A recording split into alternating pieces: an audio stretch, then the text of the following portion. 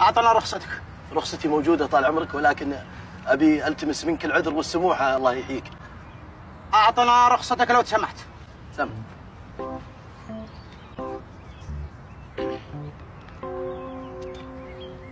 الحين أنت ما تستحي على وجهك مسكر على موتري؟ إيه. ها؟ أنا طال عمرك كنت ما لقيت موقف، وكنت أبغى طلب من المطعم، ورحت المطعم 5 دقائق بس ما تأخرت. و5 دقائق بس؟ يعني ذب موترك بأي مكان وبس؟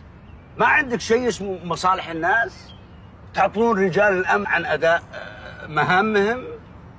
والله أنا أحترم مهامهم، بس ولا كلمة، ولا كلمة، حشفا وسوء كيل. أنا منك أخذه هو وسيارته وأحطه في الحجز.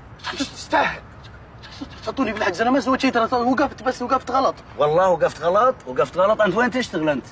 أنا طال عمرك عندي مؤسسة تجارية. إيه؟ وأحاول في إظهار ترخيصها، وعندي ظروف نفسية. إيه؟ ولا أقدر أروح للحجز لأني تعبان. شوف، عشان ظروفك النفسية نبي نعديها عليك هالمرة، راح ولا عاد تكررها، راح.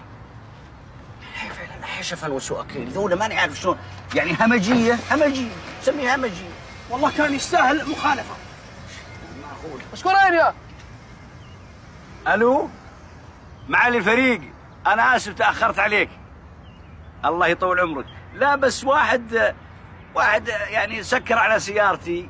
اي بس واحد من رجالكم الاكفاء الحقيقه ما قصر. الله يطول عمرك. مسافه الطريق يا طول عمر وانا جايك. الله يسلمك. معالي الفريق. مديرنا. انت وش مرجعك؟ انا مرجعي طال عمرك شيخنا احمر محمد الحسن. لا مرجعك يعني اقصد انا وش قطاعك؟ قطاع المرور قسم السير. تبي شيء من معالي الفريق؟ لا والله يطول عمرك، دوبي ترقيت وبشرك اموري مستوره. الله يحييك. السلام عليكم. يا مال الكريم، هلا ومرحبا.